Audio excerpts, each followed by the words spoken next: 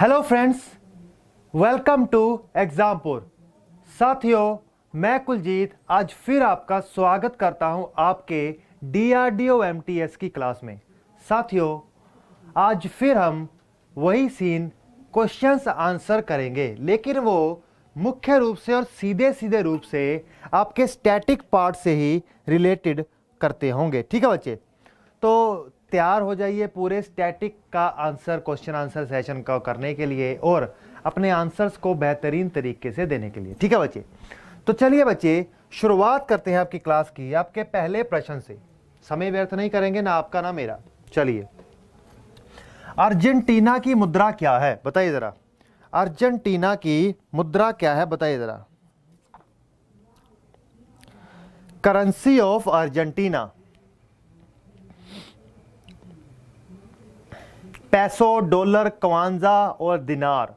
बताइए ज़रा, कमेंट करके बताएंगे कि अर्जेंटीना की करेंसी क्या है। हो सके तो कैपिटल भी बता दीजिए, हो सके तो प्रेसिडेंट भी बता दीजिए।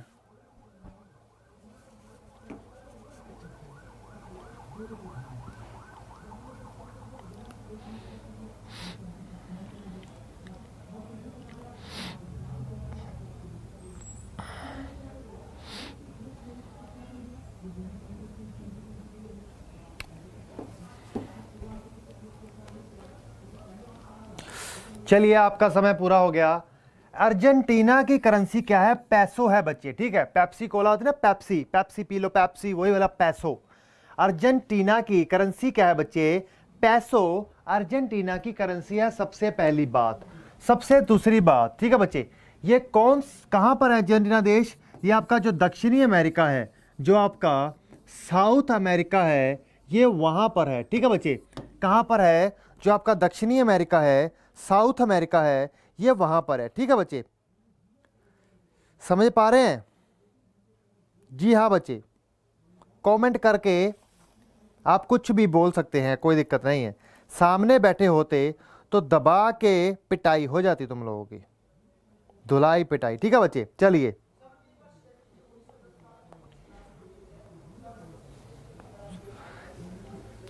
देखिए बच्चे, अर्जेंटीना की कैपिटल क्या है? बुनोस आयरिस अर्जेंटीना की कैपिटल है बच्चे। ठीक है, बुनोस आयरिस क्या है? अर्जेंटीना की कैपिटल है। और वहाँ की नेशनल लैंग्वेज क्या है बच्चे? स्पेनिश है बच्चे। ठीक है, ऑफिशियल लैंग्वेज तो कोई नहीं है, इनकी जो नेशनल लैंग्वेज है वो कौन सी है? स्पेनिश है बच्चे। ठीक है, वहाँ के प्रेसिडेंट का नाम है एल्बर्टो। वहाँ के प्रेसिडेंट का नाम क्या है? एल्बर्टो। चलिए चलते हैं नेक्स्ट प्रश्न की ओर कमांड करने के लिए। आता है Kudankulam nuclear plant. Kudankulam nuclear power plant कहां पर है?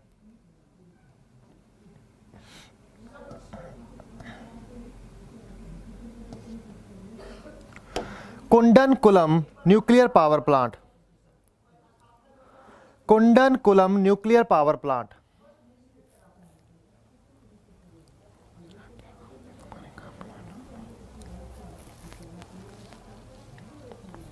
बताइए जरा, कुंडनकुलम पावर प्लांट कहां पर है?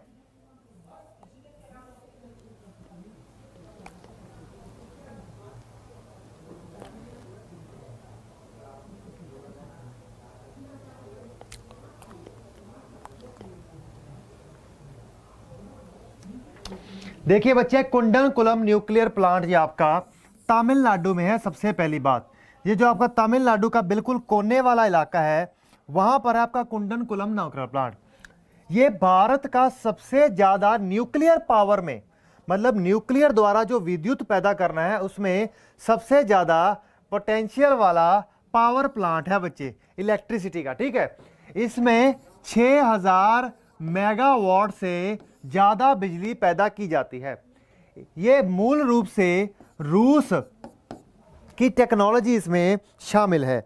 मूल रूप से रूस की टेक्नोलॉजी इसमें शामिल है बच्चे। ठीक है, कंस्ट्रक्शन इसकी हुई थी 2002 में शुरू, और 2013 में इसको संचालित करना शुरू कर दिया था बच्चे। ठीक है, इसको NPCI nuclear power corporation of NPCIL nuclear power corporation of India के द्वारा इसे, ठीक है बच्चे, क्या किया जाता है, हैंडल किया जाता है। इसके ऑपरेटर भी वो हैं और इसके मालिक भी वो हैं।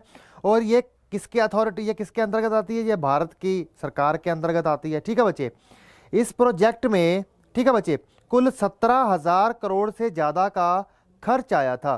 कुल 17,000 करोड़ से ज़्यादा का खर्च आया था बच्चे। ठीक है, चलिए, ये भारत का आपका सबसे बड़ा न्यूक्लियर पावर द्वारा एनर्जी पैदा करने वाला प्लांट है। चलिए बच्चे, चलते हैं आगे। इसके लिए जो वार्ता थी वो राजीव गांधी के समय काल से ही सोवियत के उस वक्त के राष्ट्रपति के साथ शुरू कर दी गई थी। नेक्स्ट आता है mithun is the state festival of, mithun, mithun animal, sorry, mithun is the state animal of, mithun कौन से राज्य का राज्य पशु है, बताइए जरा। Mithun is the state animal of,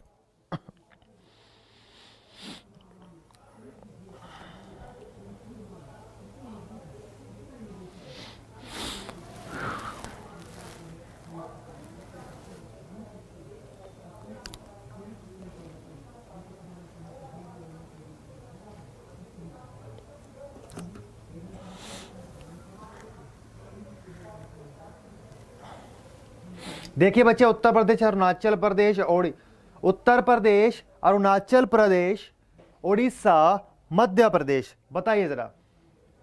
देखिए मिथुन आपका अरुणाचल प्रदेश में पाया जाने वाला क्या है, पशु है। और ये क्या है, ये बुल है, असल में बैल है, बैल। ठीक है बच्चे, इसे गायल भी कहा जाता है। ठीक है, इसे गायल बुल भी कहा जाता है। ये क्या है, असल में बैल है, बैल।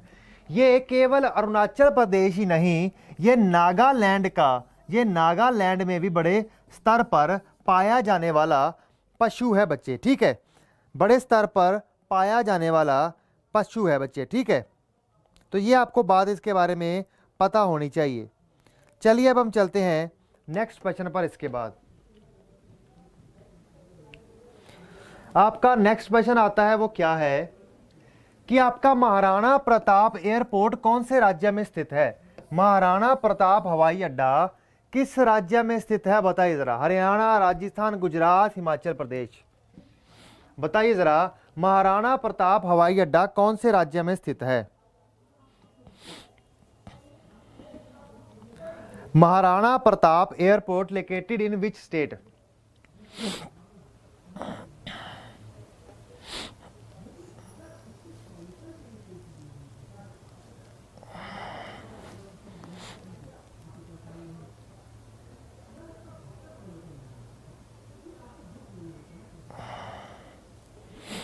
बताइए जरा। महाराणा प्रताप के बारे में तो हम सभी लोग जानते हैं। महाराणा प्रताप, महाराणा प्रताप, देखिए बच्चे, राजस्थान में है। कहां पर, राजस्थान में है महाराणा प्रताप। ठीक है बच्चे, महाराणा प्रताप का जो हवाई अड्डा है वो कहां पर है। सबसे पहली बात तो महाराणा प्रताप का हवाई अड्डा राजस्थान में है बच्चे। ठीक है, और महाराणा प्रताप हम सब जानते हैं, महाराणा प्रताप मेवाड़ के 13वें राजा थे जिन्होंने सबसे लंबी लड़ाई लड़ी थी मुगलों के खिलाफ, और उसमें भी सबसे ज़्यादा अकबर के खिलाफ सबसे बड़े स्तर पर आगे आने वाले ये राजा थे उस वक्त के। चलिए, in which state is the Pinjore garden located. जो पिंजौर का गार्डन है, पिंजौर गार्डन, जो आपका पिंजौर गार्डन है वो कौन से राज्य में स्थित है, बताइए, बताइए जरा। पिंजौर गार्डन,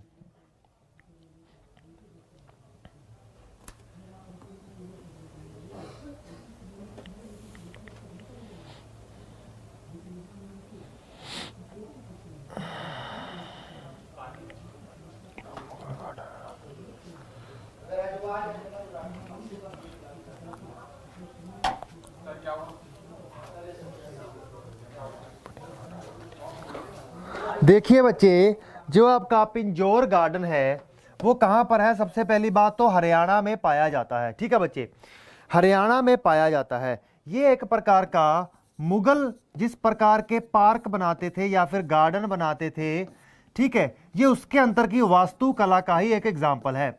ये वहाँ की एक वास्तुकला का ही क्या है, एग्जाम्पल है बच्चे। ठीक है, ये उस वक्त की वास्तुकला का ही एक एग्जाम्पल है, पिंजौर गार्डन, सबसे पहली बात। दूसरी बात, जो आपके पटियाला वंश के सिख रूलर थे उनके द्वारा इनको, इस पिंजौर गार्डन को दोबारा रेनोवेट भी करवाया गया था। ठीक है बच्चे, ये गार्डन असल में 17th सेंचुरी, मतलब 17वीं सदी से ही, 17वीं सदी से ही वहां पर है बच्चे। ठीक है, ठीक है बच्चे, ये हिमालय की जो फुट हिल्स हैं, जो फुट हिल्स हैं वहां पर बनाया गया है बच्चे। ठीक है,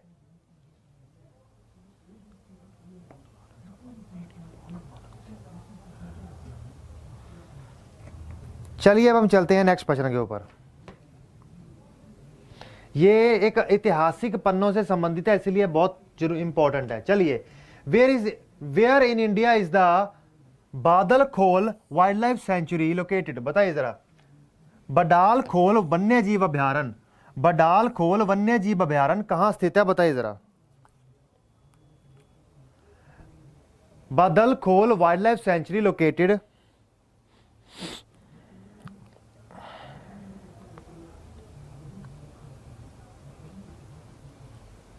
बताइए जरा, ये आपकी बादलखोल वाइल्ड लाइफ सेंचुरी कहां पर लोकेटेड है।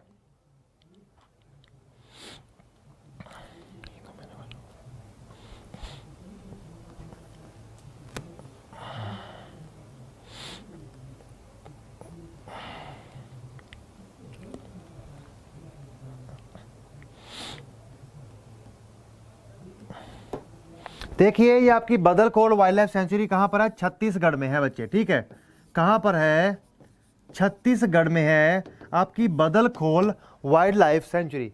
चलिए अब हम चलते हैं नेक्स्ट क्वेश्चन के ऊपर। आपका नेक्स्ट क्वेश्चन आता है, वो क्या है, which of the following is the world's largest submarine fan, submarine fan, निम्नलिखित में से कौन सा संसार का सबसे बड़ा पनडुब्बी प्रशंसक है। फैन मतलब समझिए में क्या होता है, कोई भी नदी होती है ना, वो नदी अपने साथ बहुत सारी मिट्टी, कंकर, बहुत कुछ लेकर चलती है अपने साथ। जहां पहाड़ से वो निकलना शुरू करती है और जहां पर जाके वो समुद्र में गिरती है, अपने साथ जब वो जल समुद्र में गिरता है तो बहुत सारी मिट्टी, कंकर, ये सब चीजें भी वो वहां पर साथ में गिराती है।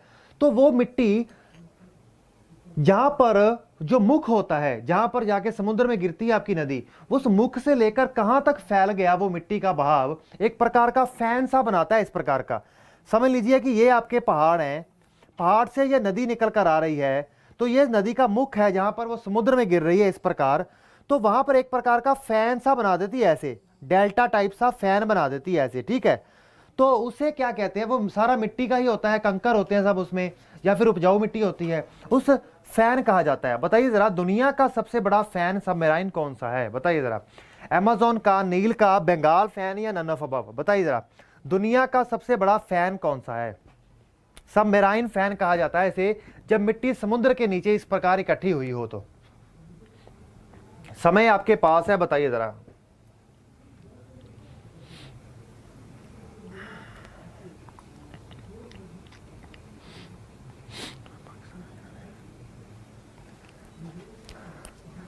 बंगाल में। ठीक है बच्चे, इसे गंगा फैन भी कहा जाता है, इसे गंगा फैन भी कहा जाता है बच्चे। ठीक है, बंगाल फैन को गंगा फैन भी कहा जाता है बच्चे। ठीक है, बंगाल फैन को और क्या कहा जाता है साथ में, गंगा फैन भी कहा जाता है, सबसे पहली बात। दूसरी बात, इसे क्या कहा जाता है, देखिए ये दुनिया का सबसे बड़ा फैन है, सबमराइन फैन है। ठीक है, मतलब जहां तक आपका भारत जाता है इतना लंबा सबमराइन फैन है ये। ठीक है, मतलब ये आपको पता होना चाहिए। इसके अलावा जो इंडस का फैन है, इंडस नदी का फैन है, वो भी एक बहुत बड़ा फैन है। अगर आपको अभी तक ये क्लियर नहीं हुआ सबमराइन फैन क्या है, तो आपके ज्योग्राफी की जो क्लासेस अभी चल रही हैं उसमें मैं डिटेल में करवाऊंगा, लेकिन अभी के लिए क्वेश्चन कर लो। चलिए, largest country of the world by geography area, बताइए जरा, जो आपका भौगोलिक क्षेत्रफल है उसके हिसाब से दुनिया का सबसे बड़ा देश कौन सा है। भौगोलिक क्षेत्र, भौगोलिक क्षेत्रफल के हिसाब से दुनिया का सबसे बड़ा देश कौन सा है। Russia, Vatican city, Australia, USA, बताइए जरा।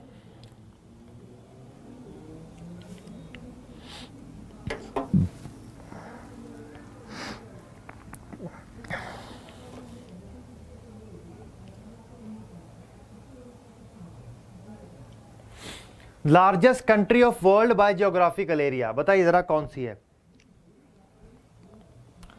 Largest country of world by geographical area.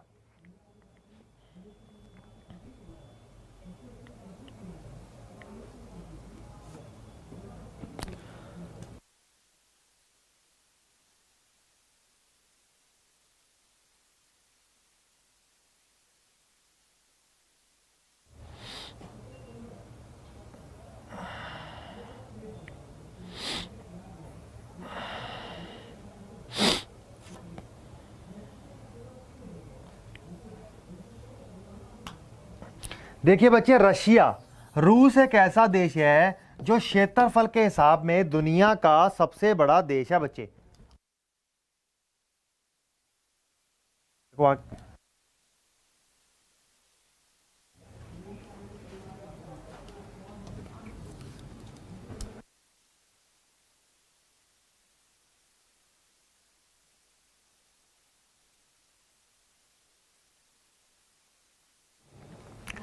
चलो नेक्स्ट आता है the island of Seychelles.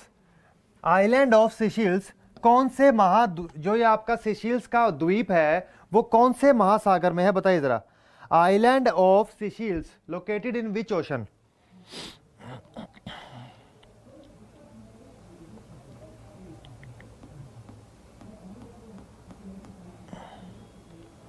Island of सिशिल्स,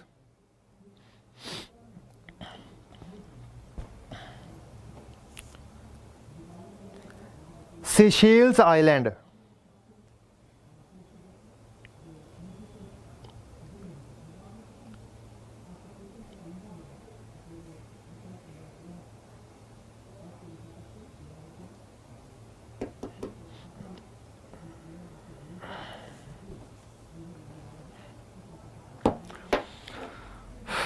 देखिए जो आपका हिंद महासागर है, कौन सा महासागर है, हिंद महासागर है, उसमें पाया जाता है आपका आइलैंड ऑफ सिशिल्स। ठीक है बच्चे, ये असल में अफ्रीका का भाग है। किसका? जो आपका अफ्रीकाई महाद्वीप है ये उसका भाग है बच्चे। चलिए आता है smallest gulf in the world कौन सा है। Smallest gulf in the world, दुनिया का सबसे छोटी खाड़ी कौन सी है। समुद्र का वो जल वाला भाग जो धरती की ओर अंदर को गया हो उसे हम क्या कहते हैं, गल्फ कहते हैं। और जो बड़ा हो उसे हम खाड़ी कहते हैं, मतलब बे कहते हैं। ठीक है बच्चे, तो जो गल्फ है दुनिया का सबसे छोटा वो कौन सा है। Mexico, Persia, gulf of Oman, gulf of California, बताइए जरा दुनिया का सबसे छोटा गल्फ कौन सा है।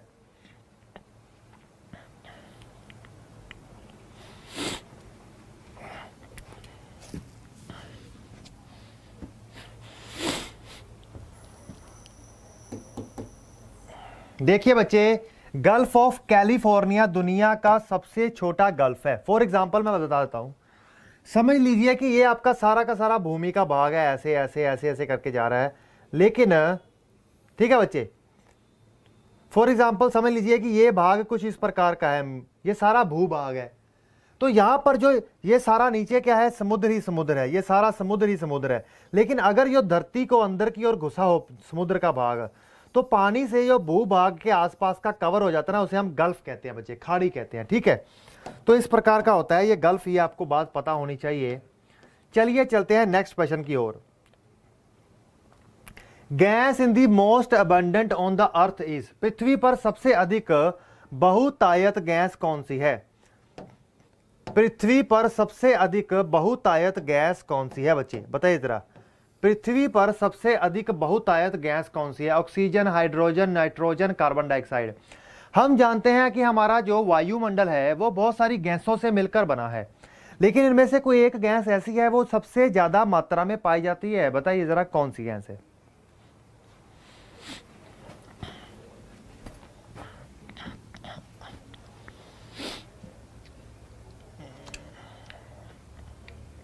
पृथ्वी पर सबसे अधिक बहुतायत गैस कौन सी है।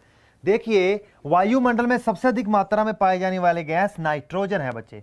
उसके बाद जो दूसरे नंबर पर सबसे अधिक मात्रा में पाई जाती है वो कौन सी है, हाइड्रोजन है। इसका आंसर फिलहाल नाइट्रोजन बनता है। ठीक है बच्चे, 70% से ज्यादा भाग नाइट्रोजन ने घेरा है। हाइड्रोजन आपका सूर्य के अंदर होती है, वही तो रिएक्शन करके आपका हीलियम बनाती है, जिसकी वजह से सूर्य की रोशनी आपके पास आती है। चलिए चलते हैं आपके नेक्स्ट प्रश्न की ओर। नेक्स्ट प्रश्न बनता है, our solar system is a part of which galaxy. जो हमारा सौर मंडल है वो किस आकाश गंगा का भाग है, बताइए जरा। हमारा सौर मंडल किस आकाश गंगा का भाग है, बताइए जरा। हमारा सौर मंडल किस आकाश गंगा का भाग है, बताइए जरा।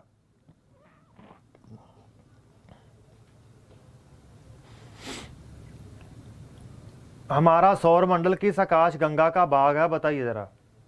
वर्लपूल, ब्लैक आई, एंड्रोमेडा, मिल्की वे। देखिए हमारी आकाश गंगा कौन सी है, बता दीजिए।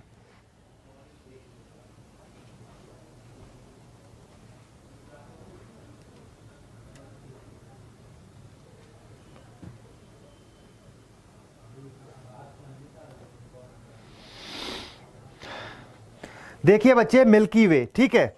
जो आपकी मिल्की वे है वो आपकी कौन सी आकाश गंगा है?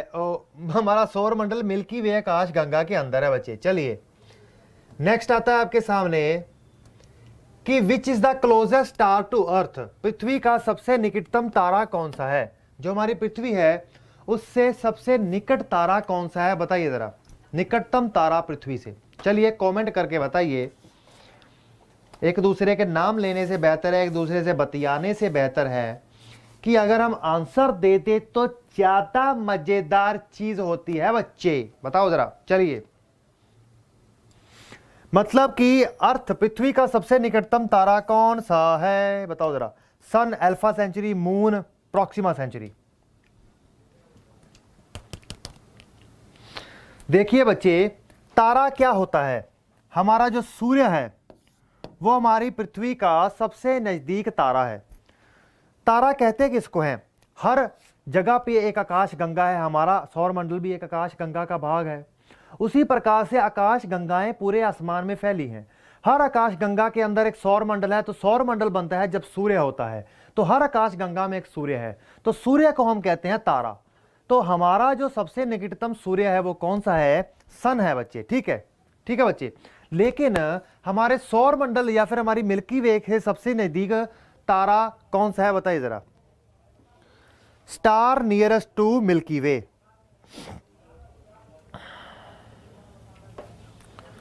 Star nearest to solar system. देखिए बच्चे, जो आपका अल्फा सेंचुरी है वो आपके सोलर सिस्टम के सबसे नजदीक का सोलर सिस्टम है। और हमारे मिल्की वे जो हमारी आकाशगंगा है उसके सबसे नजदीक वाली आकाशगंगा कौन सी है? एंड्रोमा आकाशगंगा। ये देखिए, ये क्वेश्चन किया ना हमने कहा हमारी आकाशगंगा मिल्की वे है, लेकिन हमारी आकाशगंगा के सबसे नजदीक जो आकाशगंगा है वो है एंड्रोमेडा गैलेक्सी। चलिए चलते हैं नेक्स्ट प्रश्न के ऊपर। नेक्स्ट प्रश्न आता है, द अपराइजिंग ऑफ 1857। जो 1857 का स्वतंत्रता संग्राम हुआ उसे पहली बार भारतीय युद्ध विद्रोह के जो 1857 का विद्रोह हुआ स्वतंत्रता के लिए, उसे पहला भारतीय युद्ध के रूप में किसके द्वारा वर्णन किया गया? पहले भारतीय युद्ध के रूप में किसके द्वारा वर्णन किया गया, बताइए जरा।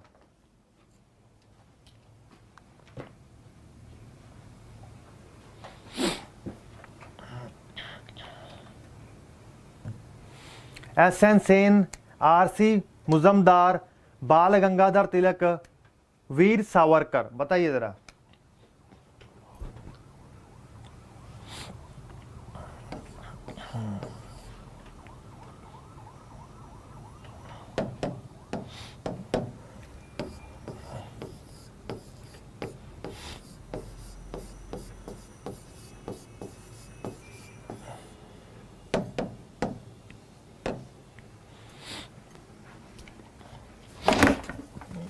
गिर जाता अभी, बात पकड़ लिया मैंने। कोई नहीं यार, बचा लिया अब। देखिए बच्चे, वीर सावरकर के द्वारा, ठीक है, वीर सावरकर के द्वारा भारतीय स्वतंत्रता संग्राम को पहला भारतीय युद्ध कहा गया, और इसकी सबसे पहली पुस्तक या फिर सबसे ज्यादा साक्ष्य सबसे पहले वीर सावरकर जी ने इकट्ठे करने शुरू किए थे। और 1877 संग्राम मेरठ से शुरू हुआ था। ठीक है बच्चे, मेरठ से शुरू हुआ था, और मंगल पांडे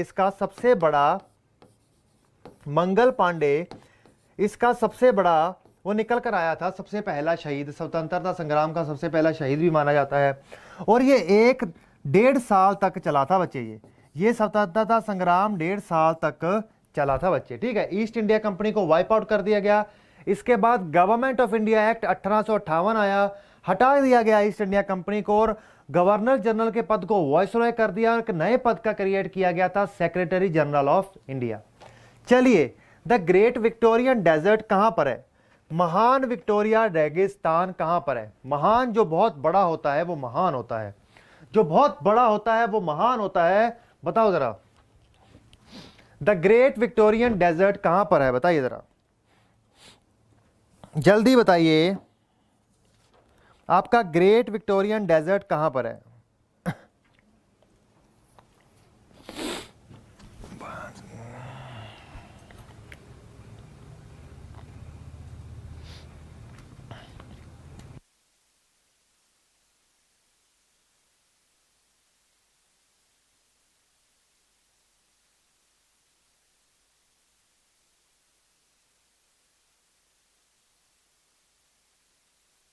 देखो बच्चे, द ग्रेट विक्टोरियन डेजर्ट कहां पर है? ऑस्ट्रेलिया में है। कहां पर है? ऑस्ट्रेलिया में। अब समझिए कि क्या सिस्टम है, ये डेजर्ट, ये रेगिस्तान बनते कैसे हैं, समझिए जरा। ये आपका ज्योग्राफी का टॉपिक है, ये आपका भूमध्य रेखा है, ऊपर आपका ट्रॉपिक ऑफ कैंसर है। आपके ट्रॉपिक ऑफ कैंसर से हवा उठकर जाती है दक्षिण की ओर। ठीक है बच्चे, तो वह हुआ जब जहां पर जाकर गिरती है ना, उस भूमि के इलाके पर, और खास करके पश्चिमी इलाके पर जहां पे ओशन के करंट्स बहते हैं, वहां पर क्या हो जाता है बच्चे? रेगिस्तान सा बन जाता है बच्चे। ठीक है, तो ये ग्रेट विक्टोरियन डेजर्ट आपका कहां पर है? वैसे हमारे भारत का जो रेगिस्तान है उसका नाम क्या है, ये भी बता दो, बताइए जरा। चलिए, नेक्स्ट आता है, tertiary winds on the north of the Alps are called, जो आपकी टेरिटरी विंड्स होती हैं, जो आपकी एल्प्स माउंटेन के पास तृतीयक हवाएं हैं, उसे किस नाम से जाना जाता है? बताइए जरा। Winds flow north of the Alps mountain in Europe are called,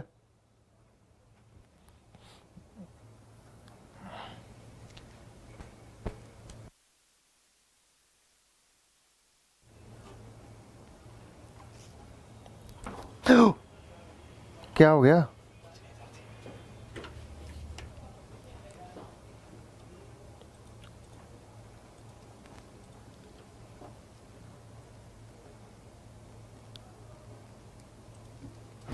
देखिए बच्चे, फोइन विंड्स हैं ये। ठीक है बच्चे, मैंने आपको अक्सर बताया है कि आपकी जो पहाड़ी होती है, यहां पर आपके क्या है? बादल। मैं बादल बना देता हूं, ये समझ लीजिए बादल है आपके। ठीक है, जब बादल यहां से उड़कर यहां तक आते हैं तो पहाड़ी से टकराकर यहां पर वर्षा करने लग जाते हैं।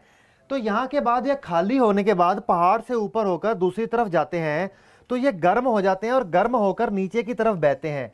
ऐसी विंड्स को लीवार्ड साइड्स की विंड्स भी कहते हैं, और इसीलिए जो एल्प्स माउंटेन के नॉर्थ पर बहती हैं उन्हें फोहिन कहते हैं। और हमने देखा था कि जो आपका यूएसए में बैठती हैं वो चिन्नुक हैं, जो हमारी भारत में बैठती हैं उन्हें लू कहते हैं बच्चे। ठीक है, तो चलिए बताइए, नेक्स्ट क्वेश्चन पर चलते हैं। बताइए, जो आपकी टर्म है, एक कौन सी टर्म है? अबाइसल। अबाइसल शब्द का अर्थ क्या है? बताइए, निम्नलिखित में से किससे संबंधित है ये अबाइसल शब्द?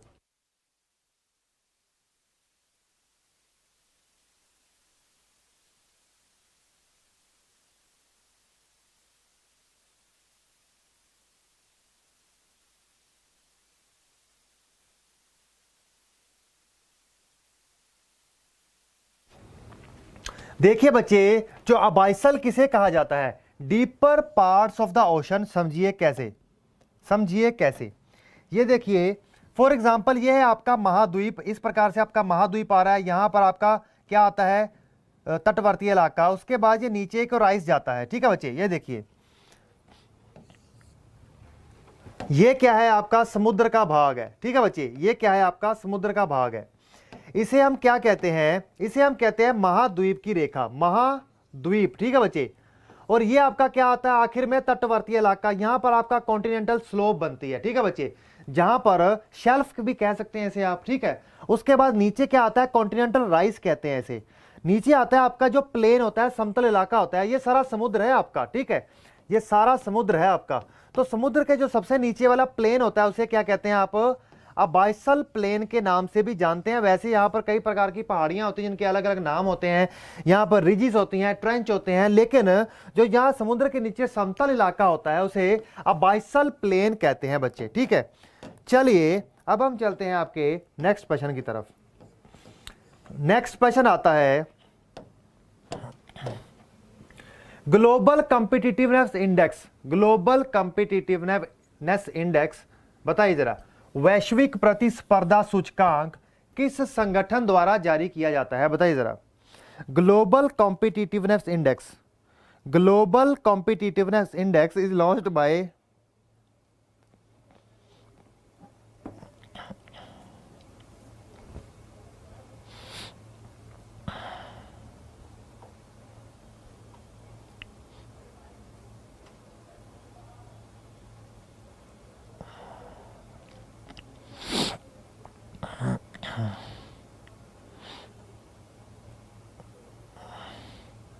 जल्दी बताइए, ग्लोबल कॉम्पिटिटिवनेस इंडेक्स वैश्विक प्रतिस्पर्धात्मक सूचकांक किस संगठन द्वारा जारी किया जाता है।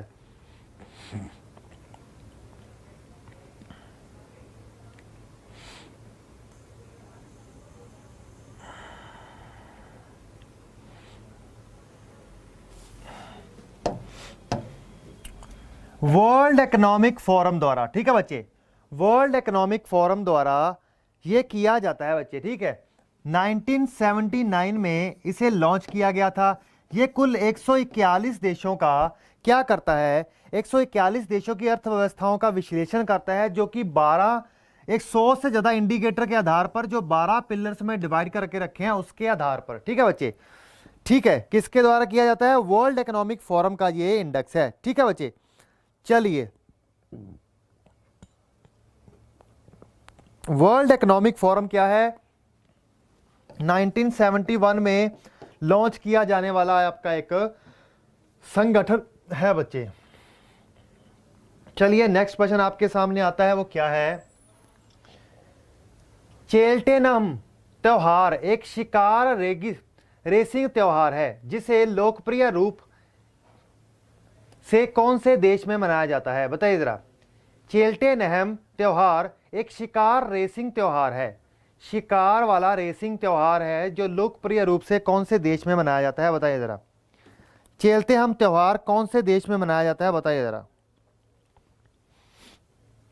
जैसे आपका स्पेन में एक त्योहार मनाया जाता है जहां पे टमाटरों से नहाते हैं, बताइए जरा। चेल्टेनहम त्योहार एक शिकार रेसिंग त्योहार है जो लोकप्रिय त्योहार है, कहां से है, बताइए जरा।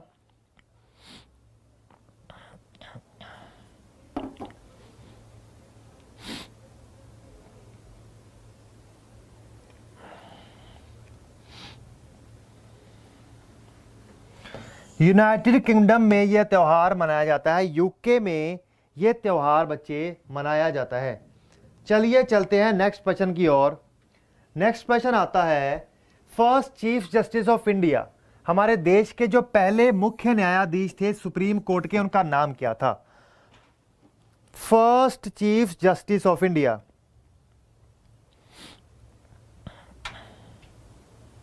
First chief justice of India कौन थे,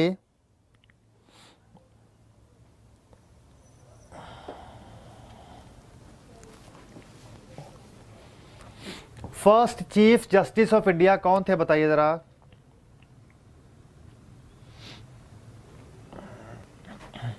देखिए बच्चे, एच.जे. कानिया, एच.जे. कानिया क्या थे, first chief justice of India थे, हमारे देश के पहले न्यायाधीश, मुख्य न्यायाधीश। 1950 से लेकर 51 तक इन्होंने सेवा दी थी। जीवी मावलंकर, ये नाम लिखा ना, जीवी मावलंकर तो संविधान सभा के अलावा एक विधानसभा, उस वक्त कानून बनाने वाली सभा बनाई गई थी, उसके अध्यक्ष भी थे और हमारे लोकसभा के पहले अध्यक्ष भी थे। ठीक है, चलिए चलते हैं नेक्स्ट प्रश्न पर। सत्येंद्र नाथ टैगोर के बारे में तो आपके ऊपर आप क्या आंसर देंगे कमेंट में। चलिए, जैसलमेर फ्रंट, जो आपका जैसलमेर फ्रंट है, one of the largest fort, ये क्या है, बहुत बड़े किलों में से एक, सॉरी फ्रंट नहीं, जैसलमेर फोर्ट, जैसलमेर का किला बहुत बड़े किलों में से एक है दुनिया के। ठीक है, वो कौन से राज्य में स्थित है बताइए जरा। जैसलमेर का किला दुनिया के बहुत बड़े देशों, दुनिया के बहुत बड़े किलों में से एक गिना जाता है, वह कौन से देश में है, राज्य में है बताइए जरा। जैसलमेर का किला बताइए, जैसलमेर का किला कहां पर है।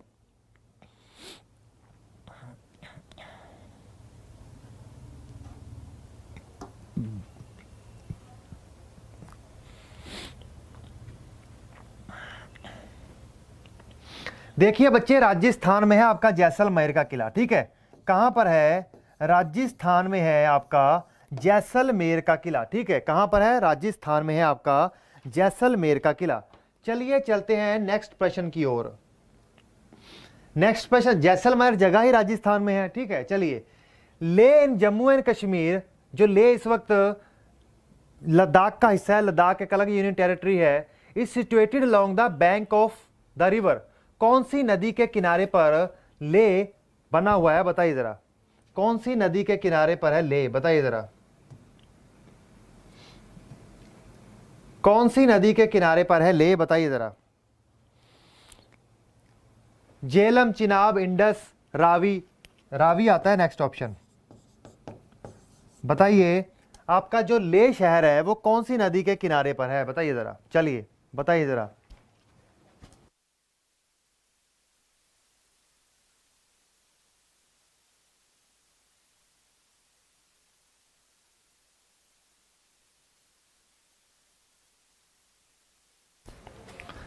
देखिए बच्चे, जो आपका ले है वो कहां पर है, वो इंडस नदी है ना, जो आपकी कौन सी नदी है, जो आपकी इंडस नदी है उसके किनारे पर है। इंडस नदी आती वहां से है, ले लद्दाख जम्मू कश्मीर से होकर सीधा अपनी नेक्स्ट तरफ चली जाती है इंडस नदी। ठीक है, तो ये बात आपको पता होनी चाहिए। ठीक है, ले कहां पर आता है, इंडस नदी के किनारे पर आता है, सिंधु नदी के किनारे पर आता है, जो कि अरब सागर में आकर गिनती है।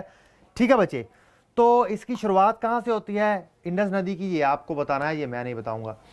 तो बच्चे ठीक है, तो चलिए आप अपना एक बार कमेंट करके स्कोर बता दीजिए कि स्कोर क्या रहा आपकी इस क्लास का। जल्दी जल्दी एक बार कमेंट करके स्कोर वगैरह बता देंगे आपके इस क्लास का। बच्चे देखिए, मेहनत करेंगे तो आगे बढ़ेंगे।